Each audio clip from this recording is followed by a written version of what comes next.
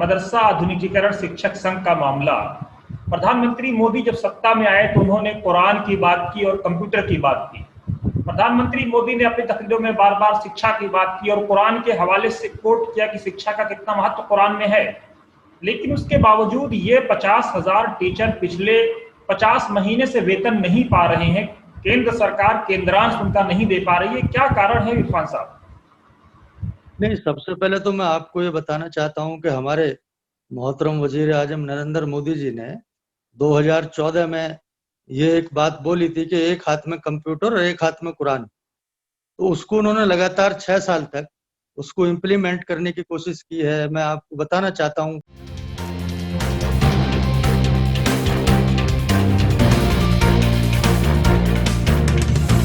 झूठ से दूर, खबरों से भरपूर। आज हमारे साथ बातचीत के लिए भारतीय जनता पार्टी के नेशनल वाइस प्रेसिडेंट अल्पसंख्यक मोर्चे के इरफान अहमद मौजूद हैं। इरफान साहब, आपका स्वागत है। बहुत बहुत शुक्रिया। अस्सलाम वालेकुम। सर, जिस तरह से आपकी पार्टी सत्ता में है और आपकी पार्टी पर मुसलमानों को लेकर के बहुत सारे आरोप लग रहे हैं और आपके पास अल्पसंख्यक विभाग भी है, जी, लिंचिंग की घटनाएं हों या इस तरह की और बहुत सारी घटनाएं हों, मुसलमानों के बाइकआउट की बात हो, उसको किस तरह आप देख रहे हैं? नहीं, जो भी जिस तरीके की ये घटनाएं हो रही हैं, सबसे पहले तो मैं उनकी निंदा करता हूं। और ये न देश के लिए ठीक है, ना हमारे वतन के लिए ठीक है, क्योंकि हमारे जो गंगा जमनी तहजीब है वो सबको साथ लेकर चलना, सबके साथ चलना, सबको मिलकर रहना, तो इसकी तो मैं उसकी कड़ी निंदा करता हूँ। लेकिन जो जिस तरीके की जो अदर पार्टीज हैं वो बेबुनियाद आरोप लगाती हैं, उनमें कोई दम नहीं है। पिछले 6 साल से लगातार जो इस देश के ही नहीं पूरी दुनिया में एक बहुत ही पॉपुलर लीडर जनाब नरेंद्र मोदी जी की क़यादत में हिंदुस्तान में हमारे मुल्क में सरकार चल रही है, तो माशाअल्लाह आपने देखा होगा कहीं भी कोई ऐसा कोई घटना नहीं हुई, कोई दंगा, कोई फसाद, सब आपस में मिलकर रहते हैं। लेकिन 130 करोड़ जो हमारा आवाम है, 130 करोड़ जो हमारे हिंदुस्तान के नागरिक है, तो कहीं छोटी मोटी छुटपुट घटनाएं होती रहती हैं, वो भी नहीं होनी चाहिए। ऐसा फुल प्रूफ सिस्टम जो है हमारे जो है वजीर आजम नरेंद्र मोदी जी उसको अडॉप्ट इंशाल्लाह करने वाले हैं। और जिनकी दुकानें राजनीतिक बंद हो गई थी, जो सिर्फ माइनॉरिटीज के अपीजमेंट की राजनीति करते थे, वोट बैंक की राजनीति करते थे, आज वो जो है मायूस है, उनको कोई मुद्दा ही नहीं मिल रहा है। तो इसलिए जो है सर, बिल्कुल आप माइनॉरिटीज के अपीसमेंट की बात कर रहे हैं और अब आप ही की सरकार है। आरोप लग रहा है कि यूपीएससी जिहाद और जामिया के जिहादी। ये सरकार से उसका कोई लेना देना नहीं। अगर कोई इस तरीके की कोई ऐसा कोई गुमराह करने वाली अगर कोई बात कर रहा है तो उसका सरकार से क्या लेना देना।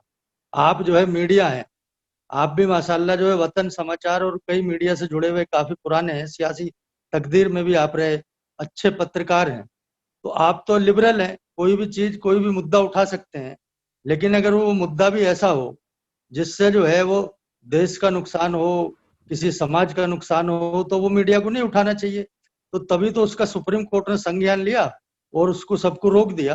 पहले ऐसे वजीर आजम है जो सबसे पहले उन्होंने स्किल डेवलपमेंट मिनिस्ट्री को जो है वो क्रिएट किया, अलग से उसका मिनिस्टर बनाया। किस लिए? क्योंकि उनको मालूम है कि सबसे ज्यादा कोई हुनरमंद अगर हिंदुस्तान में कोई कौम है तो वो हमारे अकलियत के हैं। अकलियत में भी खास तरीके से मुस्लिम नौजवान है, उसकी ही बिरादरी के उसमें सब जो है हुनरमंद आदमी है। तो उनको मद्देनजर रखते हुए उन्होंने अलग से जो है मंत्रालय क्रिएट किया, मिनिस्ट्री बनाई, उसके लिए अलग से एक वजीर अपॉइंट किया। आज पूरे हिंदुस्तान के सब जिलों में आप देखेंगे स्किल डेवलपमेंट सेंटर जो है सब जगह खुले हुए, उसमें कहीं 15 दिन की, कहीं 1 महीने की, कहीं 3 महीने तक की ट्रेनिंग का उसमें जो है प्रोविजन है।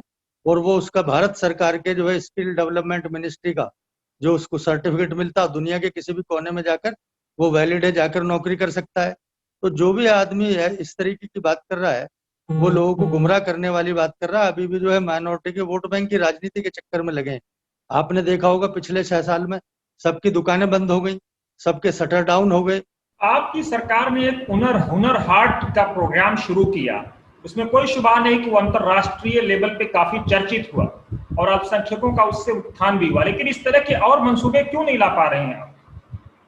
नहीं, पिछले 70 साल से जो जंग लगी हुई मशीनरी है, उसको धीरे धीरे करके ही तो जो है आदमी आगे बढ़ा रहा है।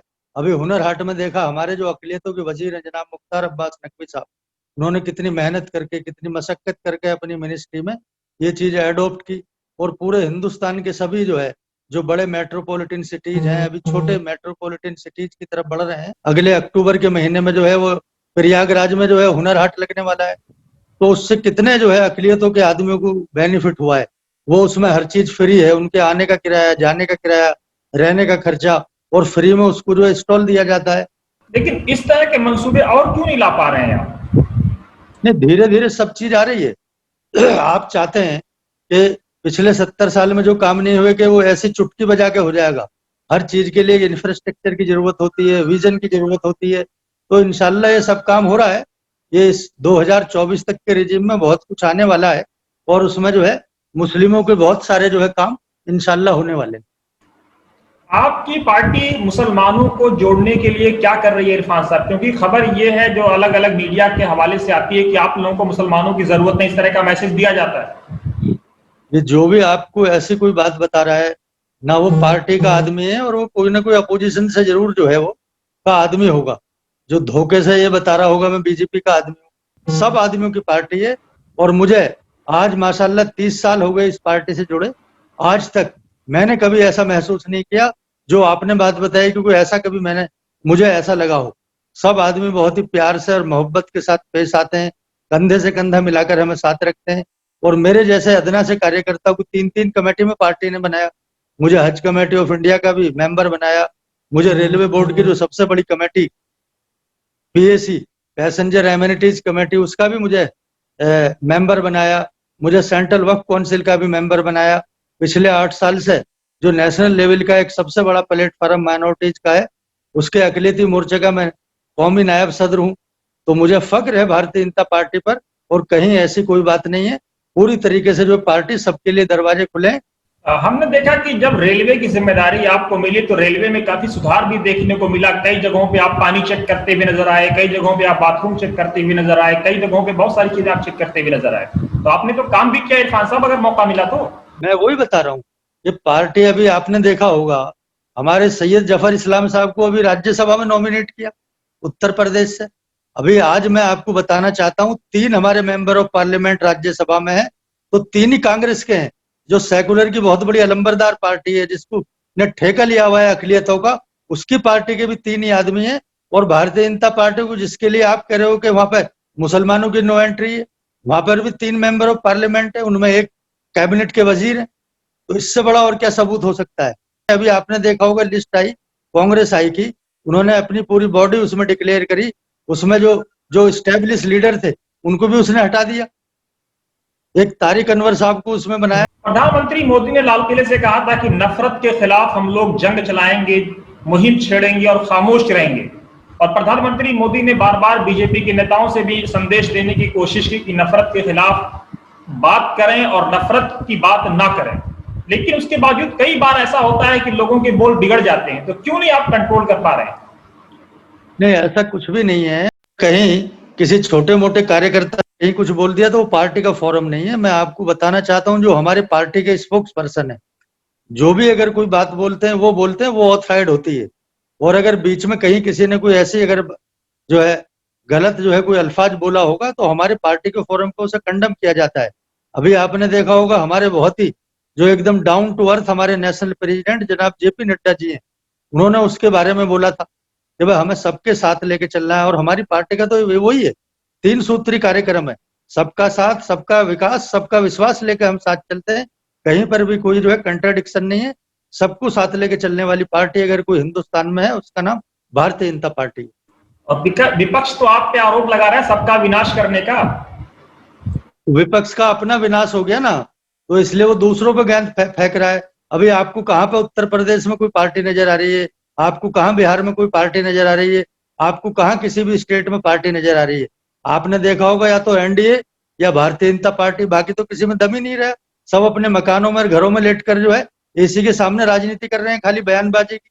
या तो ट्वीट कर रहे हैं, या अखबार में बयान दे रहे हैं, या फेसबुक पे पोस्ट कर रहे हैं। जमीन पे जाकर कौन काम कर रहा है, आपने देखा होगा। यानी आप विपक्ष को यह संदेश देना चाहते हैं कि अगर जंग लड़नी है तो मैदान में आओ, एसी के कमरों से बाहर निकलो। तो आना ही पड़ेगा भाई, अगर उन्हें राजनीति करनी है तो जनता की आवाज बनकर ही जाना पड़ेगा ना। आज भारतीय जनता पार्टी का एक एक कार्यकर्ता ग्राउंड जीरो पर जाकर काम कर रहा है, और माशाल्लाह सब आदमी की खैर खुवाई कर रहा है। एक एक पोलिंग बूथ पर हमारा आदमी खड़ा हुआ है। हम कहीं भी इलेक्शन होते हैं तो क्यों उसको जीतते हैं, उसके पीछे सबसे बड़ा लॉजिक क्या है कि हमारे कार्यकर्ता दिन रात मेहनत करते हैं, 24 घंटे पार्टी के काम में लगे रहते हैं। मैं खुद जो है हजरत निजामुद्दीन औलिया साहब की दरगाह पर गया, वहां पर मैंने जो है लोगों को, गरीबों को खाना खिलाया, हमारी टीम ने वहां पर जाकर मास्क बांटे, वहां पर जाकर शरबत पिलाया। तो एक एक कार्यकर्ता जाकर जो है गरीबों की खिदमत करता है, तभी तो पार्टी इतनी बड़ी हो गई। बेरोजगारी और जीडीपी को लेकर के क्या फार्मूला है आपकी पार्टी के पास? नहीं, जीडीपी के ऊपर मैं आपको बताना चाहता हूँ, अभी पिछले दिनों देखा भी होगा कि हमारे जो कांग्रेस के युवराज हैं, तो उन्होंने एक ट्वीट किया था जीडीपी के ऊपर। तो वो कभी भी कुछ बगैर पढ़े लिखो कुछ भी चीज जो ट्वीट कर देते हैं। अभी तो आपने देखा होगा पूरी दुनिया जो है कोरोना वबा जो चल रही है उससे कितनी जूझ रही है। 6 महीने से भारत के हर कारोबार बंद है। इरफान साहब, एक आम आदमी जो गांव देहात में रहता है, कस्बों में रहता है, आदिवासी इलाकों में रहता है, जंगलों में रहता है, अगर उसकी कोई समस्या है तो वो कैसे आप लोगों से संवाद करे ताकि उसकी समस्या का समाधान हो सके? पार्टी के हर फोरम पर हमारे हर जगह नंबर्स जो है वो डिस्ट्रीब्यूट है। 24/7 जो है वो हेल्पलाइन हमारी रहती है। हमारे मोहतरम वजीर आजम नरेंद्र मोदी जी का डायरेक्शन है कि कोई भी गरीब कहीं पर भी कोई फरियाद के लिए है, उसका तुरंत जो है उसकी फरियाद सुननी है और जितनी भी हो सकती है उसकी तुरंत मदद करनी है। तो ये तो पूरा मैं जैसे बताया ना, पोलिंग बूथ वाइज हमारे जो है आदमी खड़े हुए हैं, सब आदमी उस पर जो है माशाल्लाह मेहनत करते हैं, हर आदमी की सुनते हैं, हर आदमी के काम आते हैं। कोई संदेश देना चाहेंगे आप हमारे दर्शकों को? मैं आपके जो जो आपके दर्शक हैं और आप माशाल्लाह इतना अच्छा मीडिया में काम कर रहे हैं, तो मेरी तो आपसे यही गुजारिश और यही अपील है कि अभी जो कोरोना वायरस आज की तारीख में चल रहा है और वो बढ़ रहा है, तो उसमें आप अपने जो है मीडिया के माध्यम से लोगों को जागरूक करने का काम, अभी बहुत सारे आदमी मास्क नहीं लगाते, सोशल डिस्टेंसिंग का जो है वो ख्याल नहीं रखते, तो सोशल डिस्टेंसिंग का ख्याल रखें। 2 गज दूरी बहुत अभी भी जरूरी है। और अभी जो है इसकी वैक्सीन आने में अभी कुछ टाइम लगेगा, अभी पूरी दुनिया में कहीं नहीं आई है। जो बड़े बड़े विकसित देश है वहां पर भी अभी नहीं बन पाई है। तो मैं आपके मीडिया के माध्यम से ये बताना चाहता हूँ और ये अपील करना चाहता हूँ कि कोरोना से बचने के लिए अभी पूरी तरीके से अलर्ट पर रहें, सतर्क रहें। बहुत बहुत शुक्रिया इरफान साहब से बात करने के लिए। बहुत शुक्रिया, थैंक यू।